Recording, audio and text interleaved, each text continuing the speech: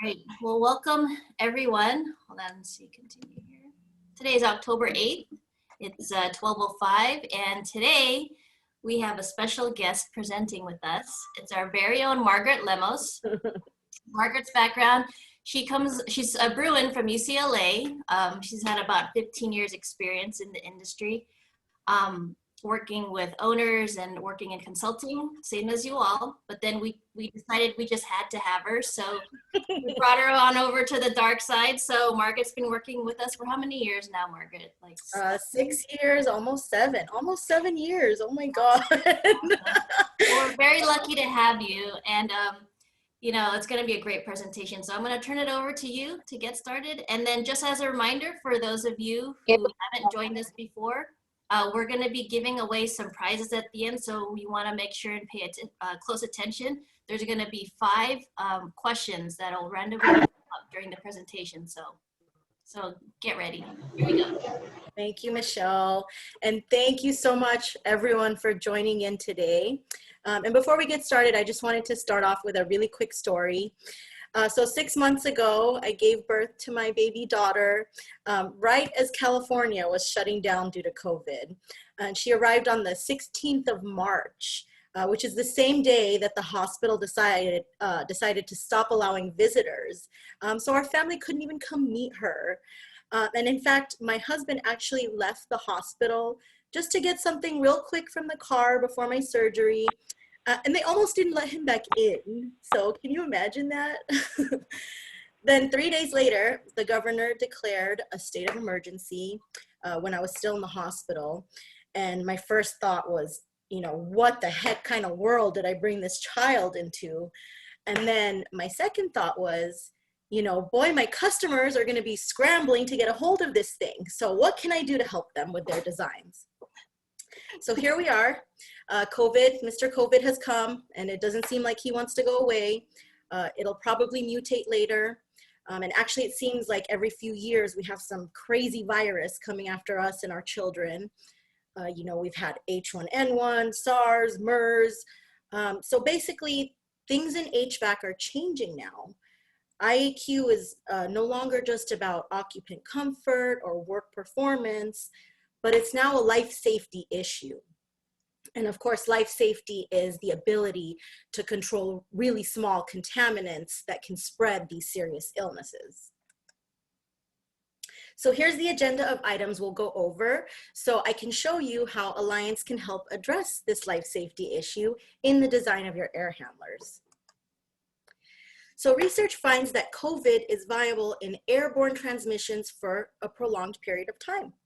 Now, with any infectious disease transmitted through aerosols and respiratory droplets, HVAC systems can have a major effect on the transmission from a primary host to a secondary host.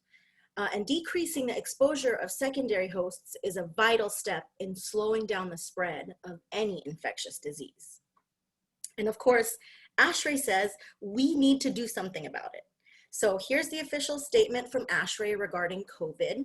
And basically it says that HVAC professionals play a vital role in protecting building occupants. And we can do this by interrupting the dissemination of infectious aerosols with our HVAC systems. So even though we don't get paid as much as these doctors do, we still play a critical role in addressing this pandemic. So I know this slide is super gross, but it illustrates a really good point. You can see that when she sneezes, these bigger droplets towards the bottom of her sneeze fall to the ground. Now, more concerning for us HVAC engineers are the micro droplets that you see surrounding the larger cloud here that can stay suspended in the air for a prolonged amount of time. And as you know, your HVAC system pulls air from the room and it recirculates it back into the system. And this is linked to the spread of airborne infectious diseases, because you can basically think of your HVAC system as the building's respiratory system. So it has the ability to become colonized with these microorganisms and other viruses and diseases, just like your respiratory system. So we need to protect the building's respiratory system from diseases. So here, this is a picture of my 3-year-old Luke, and I'm putting him on blast here because he's a toddler and he hasn't yet mastered how to cover his mouth when he sneezes. And actually, the real reason we had to cancel our engineering event this year is because of toddlers like him. So blame him, you guys. But seriously, these aerosolized particles aren't just due to sneezing. Simple acts like talking or coughing, yelling, even just breathing can introduce these aerosols into the air. So what techniques can we use when we properly apply them, of course, to reduce the transmission of these infectious diseases through aerosols? So first we'll start with filtration. And the filter efficiency is quantified by its MERV rating, which describes the fraction of particles removed from air as it passes through the filter. And they report a filter's ability to capture larger particles between 0.3 and 10 microns. And this diameter of specification of 0.3 micron responds to the worst case or the weakest point in a filter's efficiency. This 0.3 micron, if you can imagine, it's the size of a cross-section of a hair follicle. And particles that are larger or smaller than this are actually trapped with an even higher efficiency. But using the worst case particle size results in the worst case efficiency rating for your filter. And you can see this shown in the chart here. So all filters performance, including HEPA filter, have worst case performance for particles that are 0.3 micron. So the bottom chart here shows your MERV 6 through 16 filters, and then this one is your HEPA filter, and you can see that right at 0.3, there's a drop in performance. And lower MERV filters are more open, whereas higher MERV is more dense. So this means that the higher the MERV value, the better the filtration. And also, the higher the MERV number, the higher the pressure, and the higher the energy consumption needed to force air through the air handler and through your entire system. Now, the MERV ratings that we use are MERV 8 through 16, and higher than MERV 16 is considered a HEPA filter. And these are used to capture smaller particles down to 0.3 micron. And these filters have the highest pressure drop. It's about 1.4 inches. And of course, this means high energy cost, plus they're much more expensive. And they're often delicate. They require careful handling to prevent damage and also to preserve their performance. But they're really important to use when you're concerned with IAQ, like for an OR or for a lab or a clean room. And actually, one of our filter manufacturers came out with a HEPA filter back in March this year that they say has half the resistance of old HEPA filters.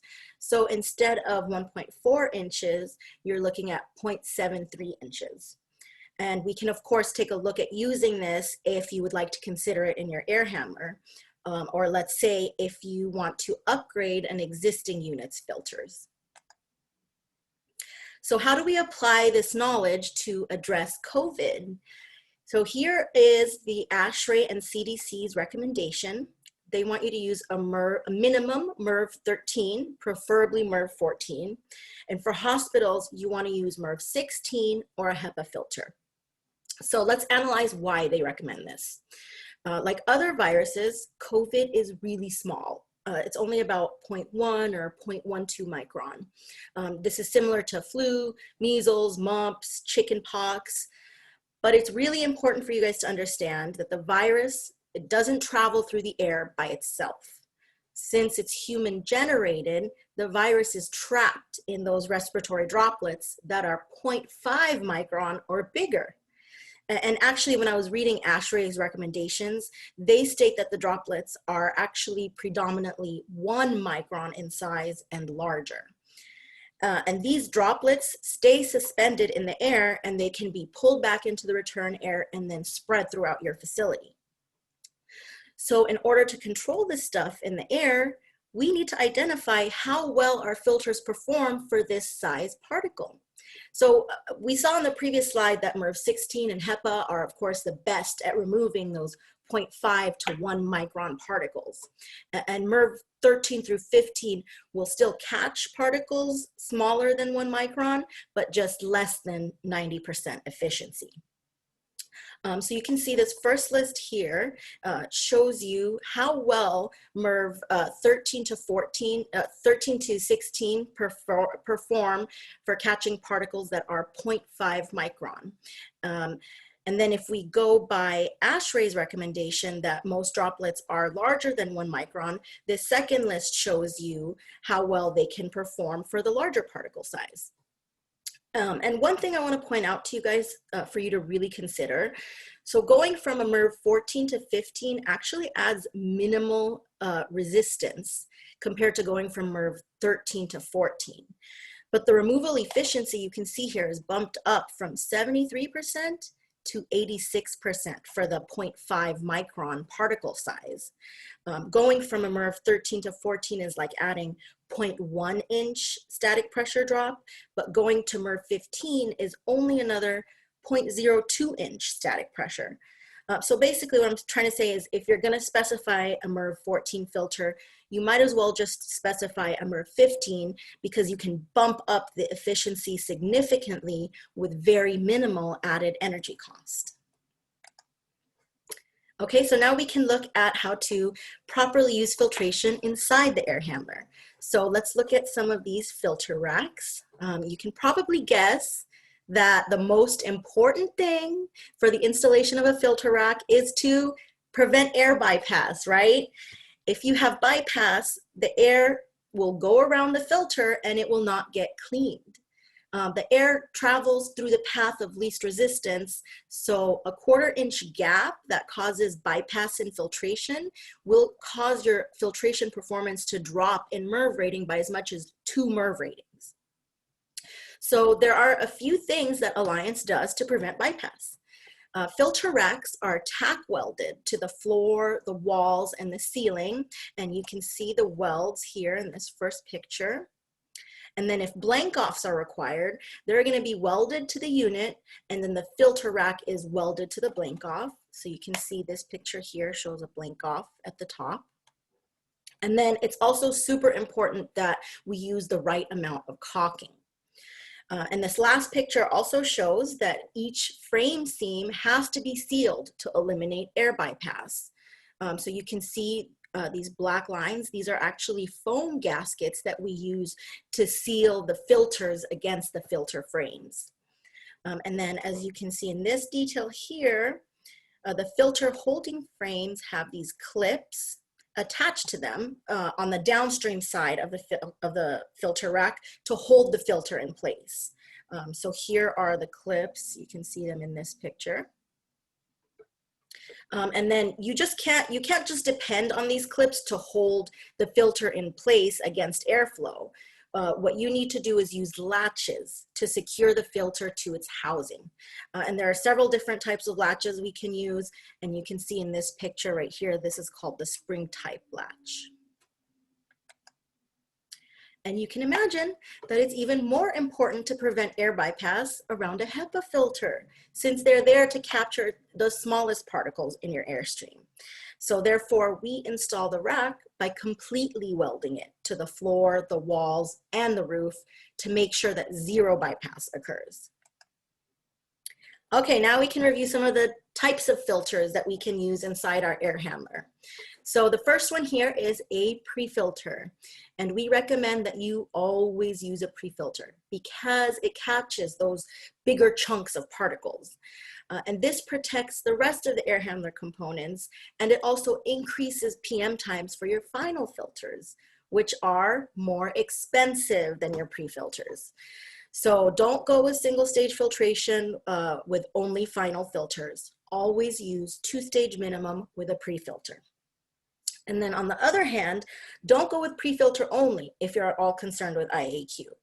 And I know you are, or else you wouldn't be here listening to me. Always specify secondary filtration. Your secondary filtration can be in the form of these bag filters shown here, or these rigid filters shown right next to them. And the difference between the two is that the media is supported for rigid filters. Bag filter media is not supported, so they literally look like bags. They're good for constant airflow, but not for variable airflow, since that could ramp down. And it's also not a good idea to use them if the airflow inside the air handler is turbulent. And then, taking into consideration your facilities folks, one disadvantage for the bag filters is that changing them out could be messier to deal with. But an advantage is that they weigh a lot less. So facilities personnel can take more of them as they go up and down those maintenance ladders. And bag filters also, but rigid filters are much more commonly used, and I always use them in my designs. And the only time I design with a bag filter is if I get a specific request for it. And in the last 6 years, I've only gotten that request once. So your final filters come in different depths from 4 to 12 inches. And we recommend that you always use 12 inches anytime possible, because the PM intervals increase as the deeper the filter is. This way you can reduce the exposure of your facilities personnel. And also your total cost of ownership decreases. Another thing I wanted to let you guys know is that these filters have an option for antimicrobial coating. Since air filters are created to trap and concentrate these nasty things like fungal and bacterial spores, then when you add this antimicrobial in the filter media, you can help preserve its integrity throughout its useful life. The antimicrobial preservative, though, it's not meant to increase the filter's efficiency or to kill microorganisms on the fly as they pass through a filter. Okay, so next type shown here is a carbon filter, and carbon filtration is used to address odors. So for example, gasoline fumes, your air handler is going to be located near a helipad. The type of carbon filter is going to depend on the type of odor you're trying to eliminate. And carbon filters, actually, they do capture some smaller particles as well, but we don't recommend that you use them as your high efficiency final filters. And then the last picture I have shown here are mist eliminators. So to avoid wet final filters that are conducive to even more microbial growth, you can use these mist eliminators downstream of the coil before your final filters, or you can also use them upstream of the filters to help protect those pre-filters from damp outside air. So I want to show you this air handler because it has 4 levels of filtration, so basically everything we've talked about so far. It has primary, secondary, tertiary, and HEPA filters. So first one here is the pre-filter, followed by a carbon filter in the same rack. Then, since this unit was for an OSHPD job, we have a MERV filter, followed by the HEPA filter rack as the final components in the air handler. And then as an alternative option, we could have installed these carbon filters downstream of the HEPA, since their primary function is not to capture particles. But we put it upstream since we know that it does capture some particles. Then, why not help protect that expensive HEPA filter? Okay, you have 2 types of filters. You have mechanical filters, which are usually manufactured from a microglass paper. And you also have synthetic filters, which are electrostatically charged. And then for synthetic media, air movement actually dissipates the electrostatic charge over time. And this contributes to performance degradation over time. So let's say you start out with a MERV 13. After some time, performance is actually going to be dropping to MERV 11. On the other hand, mechanical filters don't fall in performance over time. Actually, as they capture more dust particles and get clogged with more dirt, performance gets a little better at first. And this will become effective to a certain point, but then it'll become effective when it gets so clogged up that, dust gets blown out of the filter rack and introduced into the airstream, and then you have no filtration. So you can see all of this shown on this chart here, and this shows the results of a test conducted over a period of 6 months. The blue and yellow lines here show your mechanical filter performance, and this red and green line show synthetic filter performance. And you can see that these three lines right here are the MERV 13 filters, and then this one is a MERV 14 synthetic. So you can see that this synthetic MERV 14 falls below even the MERV 13 mechanical performance. So basically, be careful when you're allowing a synthetic filter on a job. Make sure it includes what's called a MERV-A rating. This means that the filter has been tested to ASHRAE Appendix J, which takes into account this performance drop-off of synthetic filters. And the main reason I want to mention this to you guys is because a lot of existing units only have single stage filtration with a 2-inch rack. So if you're trying to upgrade to MERV 13 on a 2-inch rack, the filter is only available in synthetic, because a true mechanical MERV 13 needs a 4-inch rack.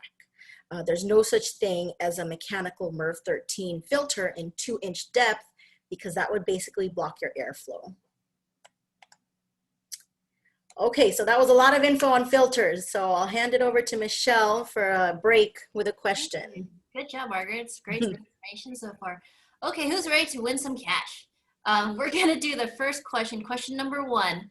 Although viruses are only 0.1 microns in diameter, they are primarily transmitted through respiratory droplets that are what size? You have 30 seconds.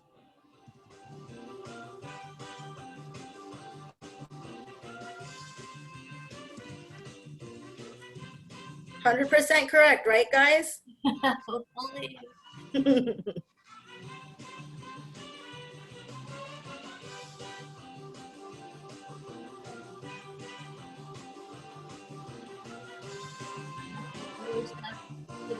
few more people to finish voting.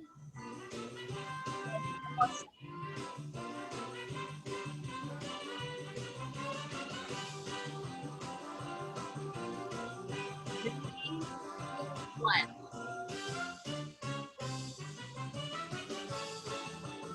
All right. So, what do you think, Margaret?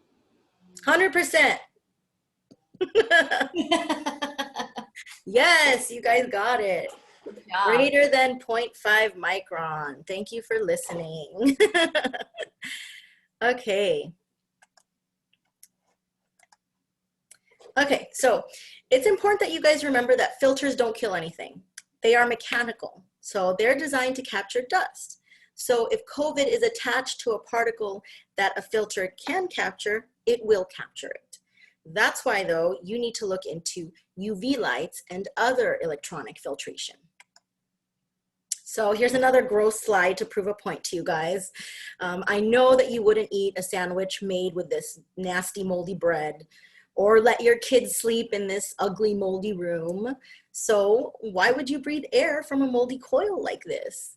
You know, your AC system can deliver not just cool air, but also disease, inflated energy bills, and higher operating costs. And the cause of all of these things is biofilm. So what's biofilm? Well, it's a biomatrix of different bacteria, mold, viruses that get clumped together with dirt and dust and moisture, and they just adhere themselves to the cooling coil. And most of the time, you can't see the biofilm on the coil, but there is mold that's deep in that coil that is definitely there. And this impedes the heat transfer process. It makes your system work a lot harder, and it releases little bits of mold and bacteria into your airstream. So you might ask me, you know, why don't we just use chemical cleaning to address the problem? Well, it's because mold and bacteria have an incredibly fast replication rate. Bacteria doubles every 20 minutes, and mold and fungi every 2 to 6 hours. Plus, chemicals are toxic and they're temporary, and they don't reach buildup in those deeper areas. So chemical cleaning will only temporarily take care of it, and it doesn't completely do the entire job. And you can chemically clean like once a month and still not stay on top of it. So it's like you're fighting this uphill battle. You know, biofilm is just something that continually grows just 24 hours a day.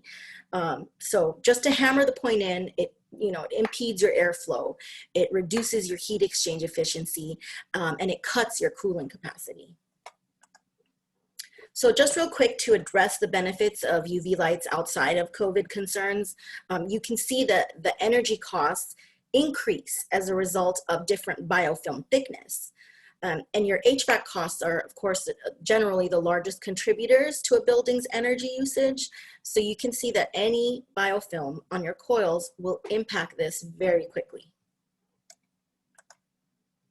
So going back to the disease control aspect of UV lights, the technology actually got started for use in hospitals to stop infections that were acquired in the hospital. And sterile air were the innovators of this technology for use in HVAC. So how does it work?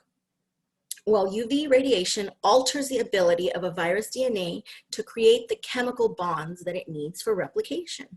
So the RNA of the virus absorbs the radiant energy, which results in these breaks and lesions in the chain. It basically damages the viral particles and it stops the virus from reproducing. So actually, if it gets a large enough dose, it'll completely get irradiated and destroyed. And it's based on getting the right dosage of light in the right areas and for the right amount of time. And UV lights are a clinically validated solution, and we have many studies we can provide to show this. And in fact, ASHRAE has taken a firm position on this when it comes to airborne infectious diseases. So you can see here their official statement that includes UV germicidal irradiation as a technique to control airborne infectious disease transmission through our HVAC systems. And this is from a position document that has been published for many years. But since COVID is so new and it hasn't been fully tested by the FDA and EPA, there aren't too many studies on it yet. But we're basing our conclusions on other diseases within that same coronavirus family, like SARS and MERS. And they've shown extreme sensitivity to UV light. For example, the average lethal dose for those viruses is around 860 microwatts. And that's just our standard dosage for cleaning the coil. And we usually recommend for you guys to specify 1225 microwatts, especially for hospitals.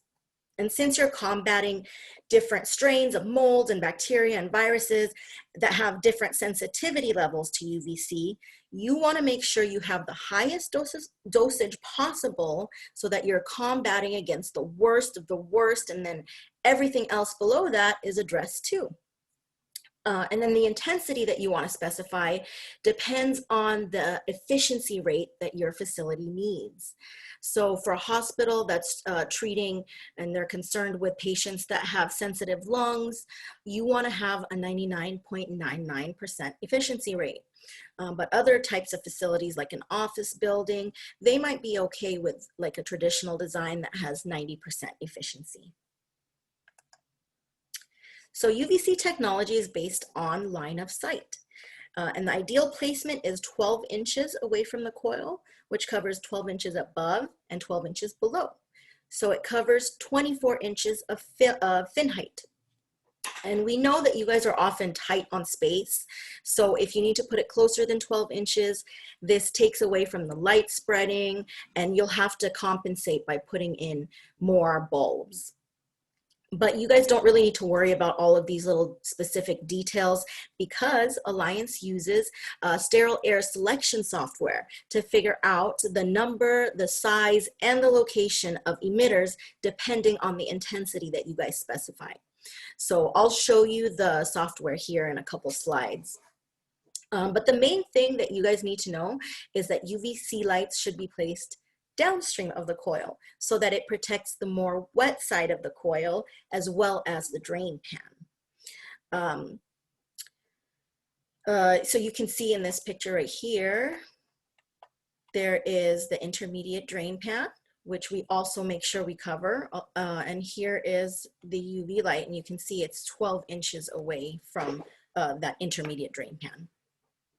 And while UV systems they're really effective at maintaining the cleanliness of coils and drain pans, a properly designed system can actually be effective at killing on the fly.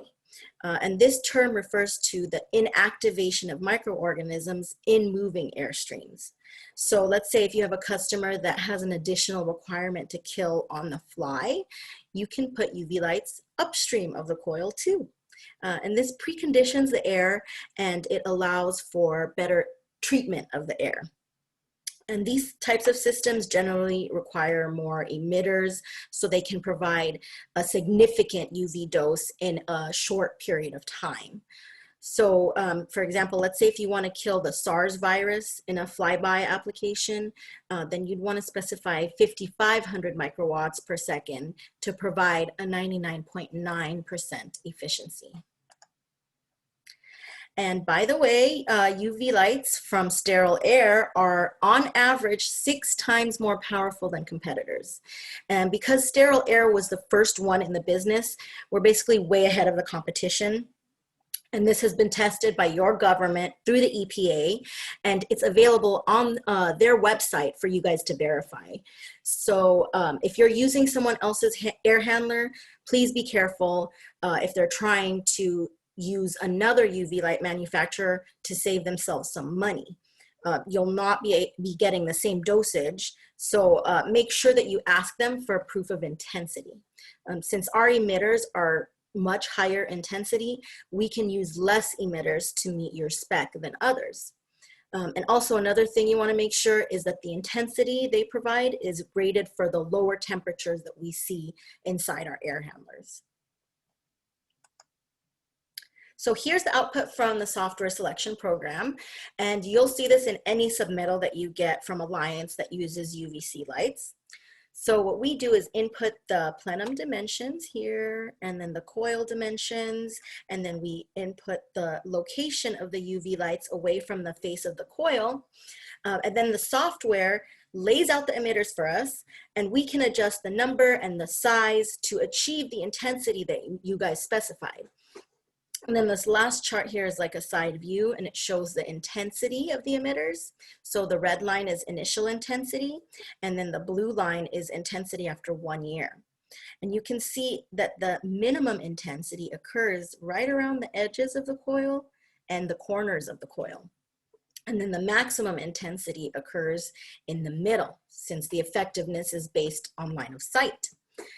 So this particular layout here was done for a hospital job, and the minimum required intensity was 1225 microwatts. So you can see that we selected the emitters to provide the 1225 microwatts even after 1 year of operation. And you can also see that the max intensity is 2,500 to 3,500 microwatts for that 99.99% kill rate. But on any other standard building, we like to see the minimum at 750 microwatts after 1 year. And then after the initial installation, the facilities folks just have to change the light bulbs yearly. Since their intensity goes down, you won't be getting the right dosage after 1 year. So last thing I want to mention about UV lights is that Alliance always puts a door switch interlocked with the lights to make sure that the lights shut off when that door opens. We also have a light switch mounted on the outside of the unit for the maintenance personnel to be able to turn it on and off manually. And this is, of course, because UV lights are so intense that they will damage your eye if you look directly at them. Okay, so in summary, you as the engineer, we always encourage you to specify UV lights for every job. Their benefits far outweigh their costs, which is really low anyway. So if the owner decides they want cost savings, at least you did your job to recommend it to them. So another item I want to suggest for owners to use for their coil protection is this antimicrobial coating from Luvata, who, in case you didn't know, Luvata was actually bought by Modine. So that's why you see Modine here. You can use this together with UV lights, or you can use it alone if the owner really wants to save money. You can use it as a standalone product or as a top coat for your corrosion resistant coil coatings.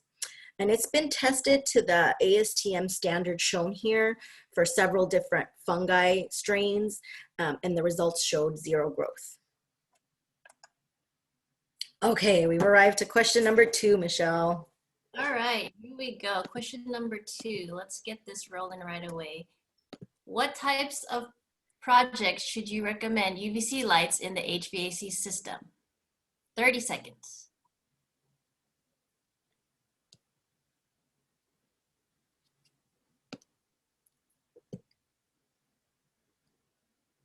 No music, Kareem. Oh, there we go.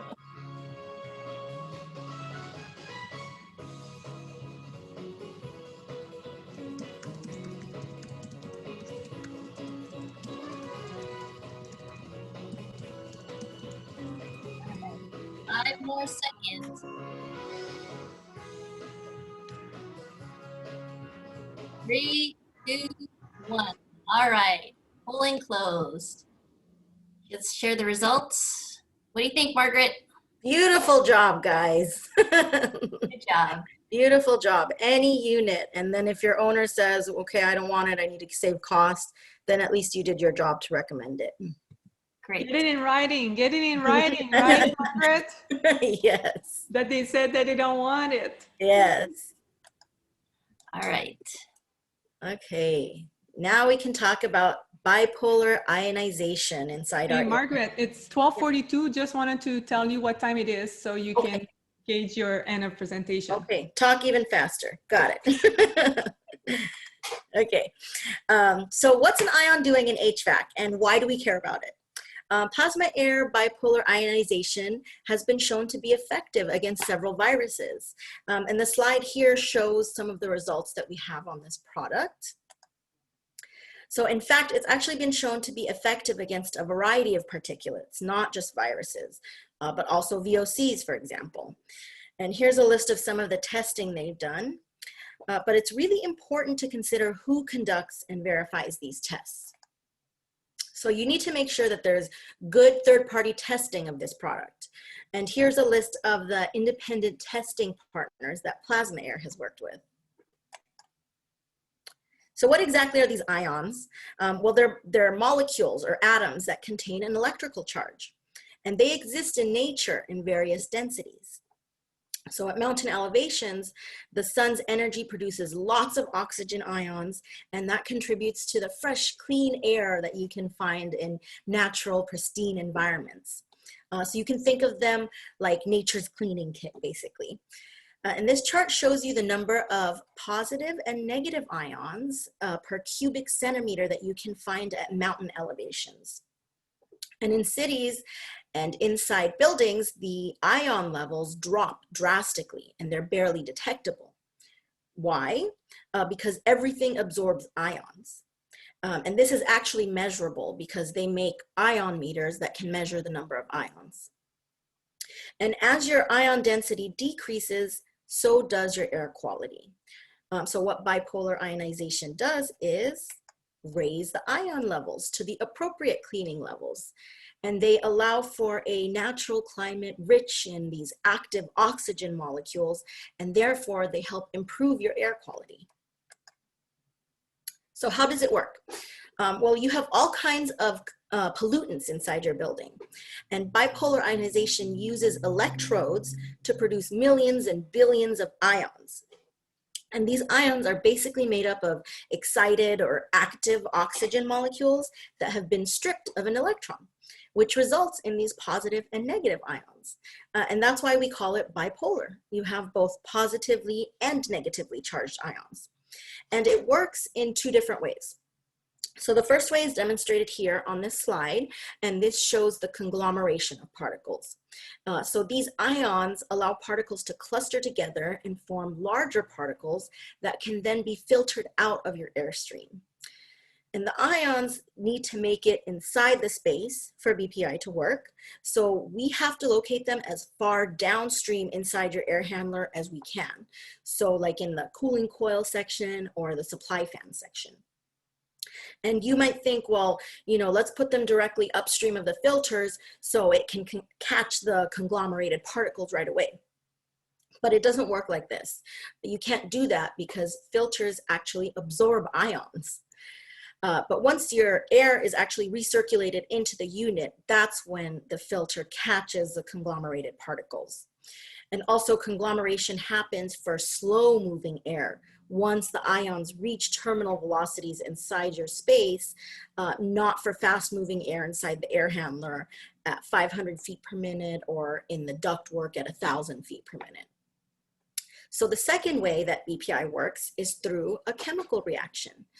The oxygen molecules generated are really excited and they need to find a place to rest. So they do this by actually penetrating the cell membrane. And this scrambles the RNA and the DNA of the virus, and it makes it unable to reproduce. And actually killing a virus is easier than killing a mold or bacteria with ionization because the killing time is very quick. It's quicker than other pathogens. So there's two types of bipolar ionizers. You have tube style, which has been around for 50 years, or we also have needlepoint style, which has really taken off in the past 10 years. And needlepoint style is actually 80% of Plasma Air's business. Why? Because it's maintenance free. So you install it in the air handler and you basically do nothing for the rest of its 12 to 15 year life. They don't need any replacement parts or virtually any maintenance at all. So here's one that we can install in the air handler. This one's valid for up to 6,000 CFM. And we can also use this plasma bar that's good up to 20,000 CFM, but you guys don't need to worry because everything is scalable.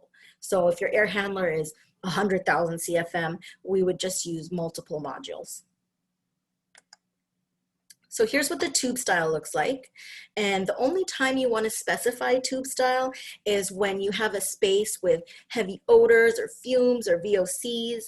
You know, for example, like a locker room, a casino, nail salon, a cannabis facility, a manufacturing plant, so on. And then unlike needlepoint style, this does need to be maintained. So you'd need to change the tubes out. And your PM times vary depending on the type of space you're serving. So for example, a smoking casino, you'd probably need to do it once a year. And then other environments, you can get away with every 2 years. So the one shown in the picture here has 2 tubes, and this one has 5 tubes. And actually LAX uses this type in about 2 million CFM of air handlers to keep the aviation fumes out of their buildings. And again, this type is also scalable to whatever airflow you need. So obviously I'm not encouraging you guys to just drink the Kool-Aid, you know, and use BPI by itself to address COVID. Rather, I want to show you that in conjunction with other elements inside your air handler, it can be a really powerful tool. For example, ionizers will help coronavirus to stick to other particles in the airstream. So it essentially helps your filters out. And you can think of this as getting a boost in your filter MERV rating. And in terms of using BPI in conjunction with UV lights, we know that UV is awesome for surface decontamination of your coil and your drain pan. However, for airborne disinfection, you'd need to have a lot higher intensity to kill on the fly, or you'd need to add a whole other rack upstream of the coil. Ionizers, on the other hand, address these airborne particles, and they're not used for surface decontamination. And they also help to fill a gap since UV lights don't take care of VOCs. So there's definitely complementary aspects to them. So now we're at question number 3. All right, question 3, what are the 2 types of bipolar ionization? Here we go. Music maestro. I got you. I got you.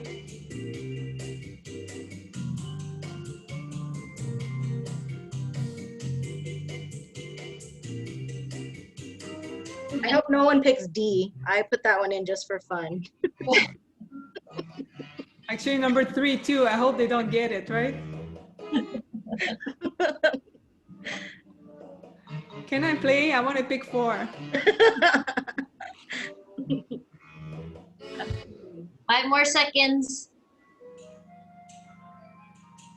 Come on, guys. 3, 2, 1. All right. Here we go. So Margaret, what do you think here? Needle, point, and tube. Majority got it right. Good job, guys. I know. I was trying to trick you with this one on purpose. Okay. Okay, let's talk about ventilation real quick. So another great way to combat airborne diseases is, of course, to introduce outside air into your building. You increase your system's outdoor air ventilation to reduce the recirculation air back to the space. And I know that there's minimum outside air requirements that you guys have to provide, but you can go beyond these standards. So this helps you achieve dilution. And some of your customers might actually be more tolerant to the higher energy costs associated with this in our current pandemic environment. Now, I'm purposely not going to spend a lot of time talking about ventilation, because as professionals, we do have to be cognizant of the impacts that this technique has on climate change.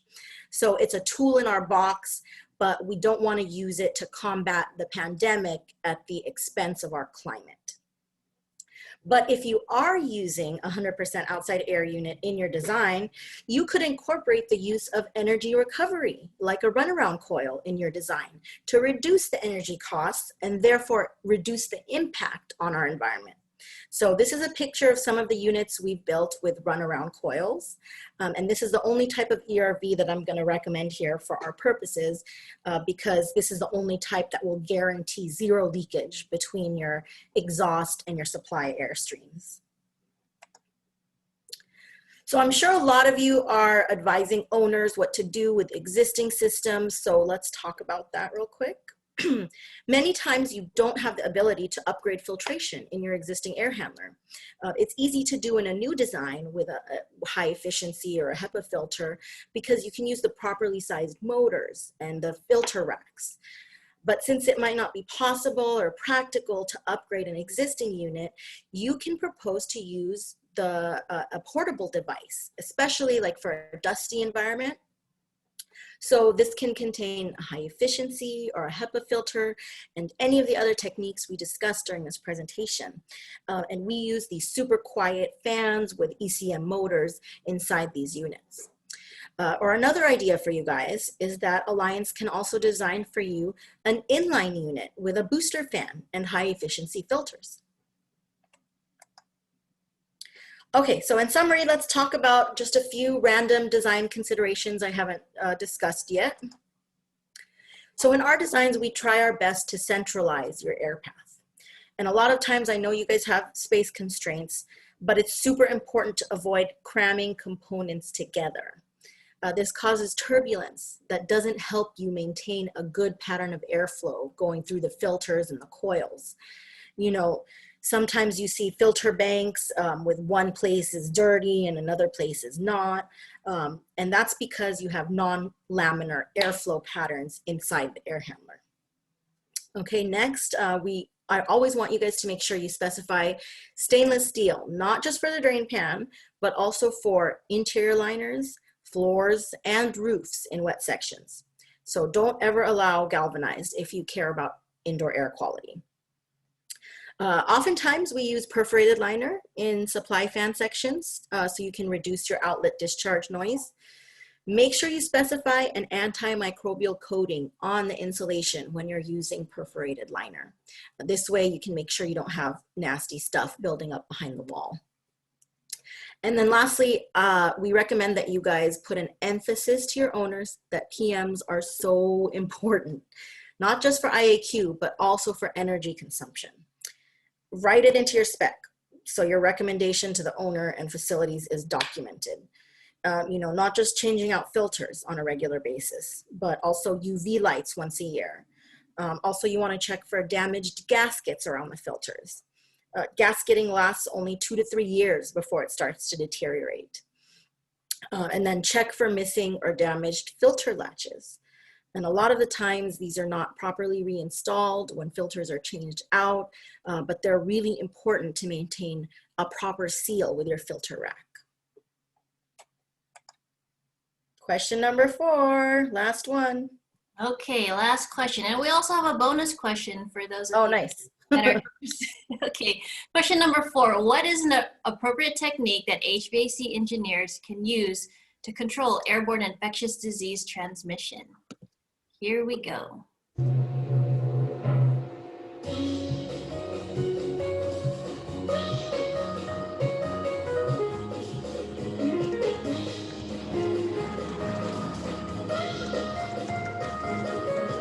A lot of people are getting this one right. I'm listening. 5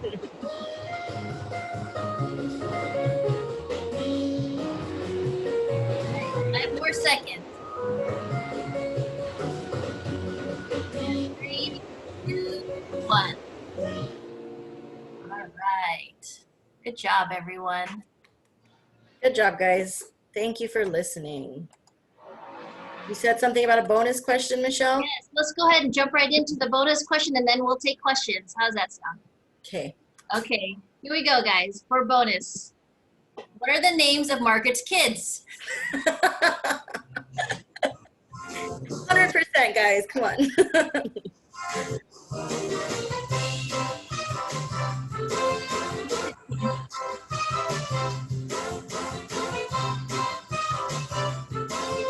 That's a tough one. That's a tough one.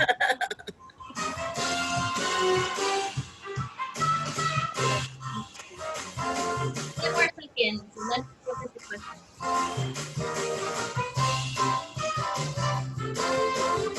Got one wrong. This one will help you out. Very good one. 3, 2, 1. Here are the results. Well, There's a tie between the first that's two. pretty good. How do we do this? There's a tie. Luke and Ilaria, guys. So the answer is B. All right. It's Let's B, jump yeah? to the question. Yes. All right, Corinne, you want to take over? Michelle, I'm going to let you do it because they are cutting the trees in front of my house. It's super okay. noisy. No problem. Here we go. Let's Thank jump you. right in. Okay, the first question, let's see here. Gary was asking on one of your first slides if the, I believe we were talking about the MER filters, if it's on a logarithmic scale. Do you happen to know? Yes. That's why it looks a little funny. Yeah. The one that showed the drop in 0.3, Gary, the drop at 0.3 micron, that one was a logarithmic scale, correct. Okay. Great, and then Saeed had a question on the same diagrams. What are those puddles that are indicative in the filter diagram? What are the what? I'm sorry? Those puddles? I'm not really.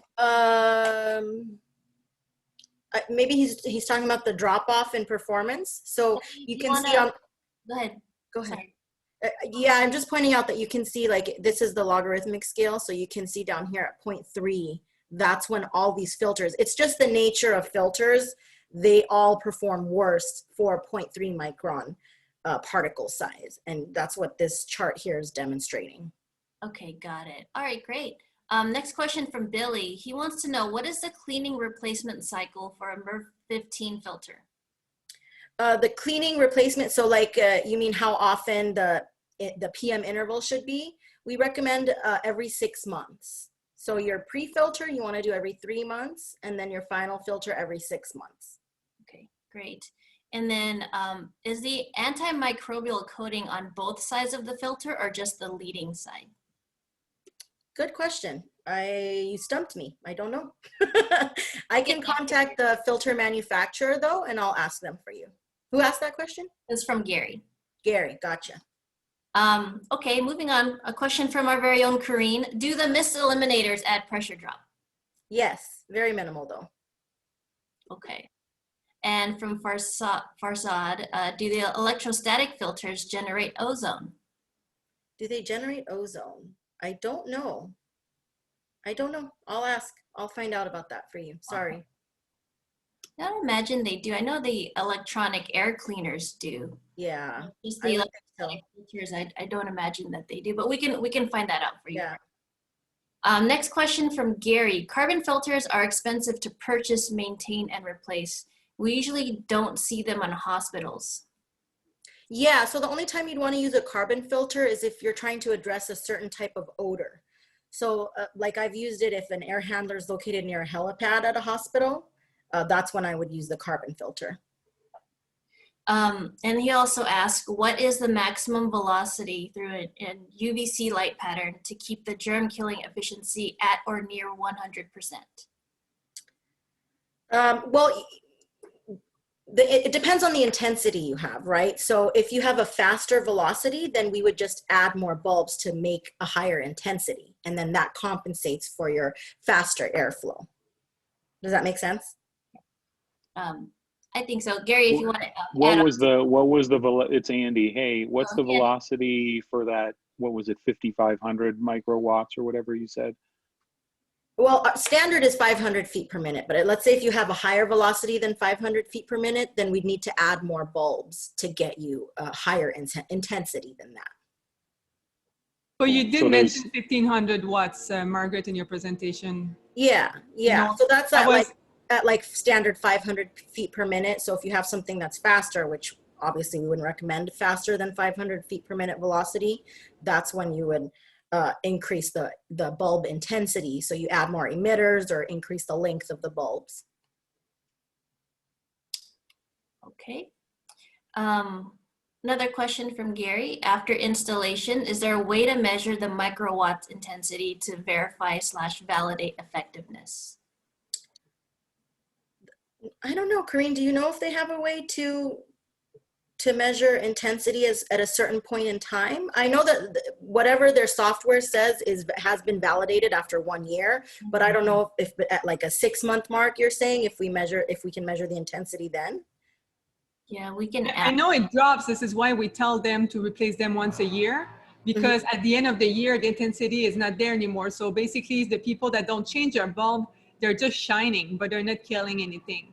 So after their research, they decided, okay, we need to change it every year. But as far as measuring, we can ask Patrick if there is any form of measurement that we can do. But from their point is like what they do is good for a year. So it's basically like your light bulb. We don't really see the intensity, but it goes down every year, the more you use it. Okay. And these lights are usually on 24/7, correct? Okay. Billy asks, is it practical to use UV downstream of VAV with the reheat coil? Well, your reheat coil isn't usually wet. It's hot, so you don't have a wet coil, so you wouldn't need it down there. Right. Next question from Billy. He also wants to know, in a static-free environment, will bipolar ionization affect this? In a static-free environment? Yes. I'm sorry, I don't think I understand the question, sorry. Billy, do you want to unmute yourself, or we can come back to that? Let's see here. Hold on. No, we'll come back to that, Billy. Okay. Let's see, sorry, I lost my place here. 1 second, guys. I think that's all the questions. Oh, one more. What is the CFM range for the portable units? Oh, we can do whatever you guys need. Alliance is fully custom, so it depends on the space you have, how much airflow you need. It doesn't matter. We can go as low as a few hundred CFM to like a couple thousand, depending on the size of the space you're putting the unit in. Okay. And just as a reminder, we have a copy of the presentation. We'll send to you guys a recording of it. So you can have a copy of this recording, but we can also forward you the actual presentation as well.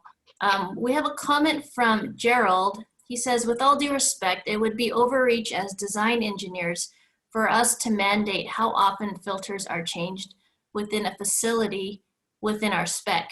We can make recommendations to our owners offline. However, it will be the owner facility operators that define their preventative maintenance programs unless we are commissioned to develop their preventive maintenance program. A project specification is not a list of recommendations or suggestions as much as some contractors try to assume this is the case. Sorry, the spec is not the place to indicate a filter replacement schedule. Sure, that, you know, that's up to you to decide how you want to document it. I think the point I'm trying to make is we want you guys to really stress to your owners and especially your facilities personnel, because I know you guys work with them a lot, that you want to make it clear to them how important these PMs are for not just filters, but the gaskets, the UV lights, everything. And you want to recommend to them, you know, just so you can make sure you're thorough and you can make sure that they have the best performance for the air handler. Because if they don't do their PMs, it's not going to perform the way you designed it, basically. Right. Great. No, that's a really good comment. We have another comment from Esan. He says bipolar ionization generates ozone, which is true, right? Bipolar ionization does produce ozone, but from what I recall, it's not a significant amount or a harmful. No, it's not. It's such a low amount that they consider it none. And there are standards that they test to. I can send you the specific standard, but it's so low. It's even lower than what you would get stepping outside of a building. Right. And the last comment here or question is from Billy. Most labs want a 50% humidity to reduce static. If the air has ions added to it, how will this affect the control on static electricity? Oh, this is going back to his static-free environment question. Oh, okay. So sorry, repeat that. So most labs, they want 50% humidity to reduce static. Mm-hmm. If the air has ions added to it, how will this affect the control on the static electricity? The control on the static electricity. Yeah, so if adding ions with a BPI product, but we also want to control static electricity in the space. Yeah, I'm not sure if ions will add static electricity to your space. That's a question we can ask plasma air. But 50% relative humidity is standard for most buildings. So you're talking about environments that are sensitive to any static electricity, but I don't know how ions affect that, to be honest. We can consult with plasma air. Yeah, we have all your questions, and thank you all for joining us. I know everyone's got to jump off to another meeting and stuff, but again, we'll have the results of the winners emailed to you all, as well as the recording, and if you have any other questions, feel free to reach out to any one of us, okay? Thank you again, Margaret. Great job. Thank you, everyone. Appreciate your time. Bye. See you next time. Bye all. Bye. Bye. Bye.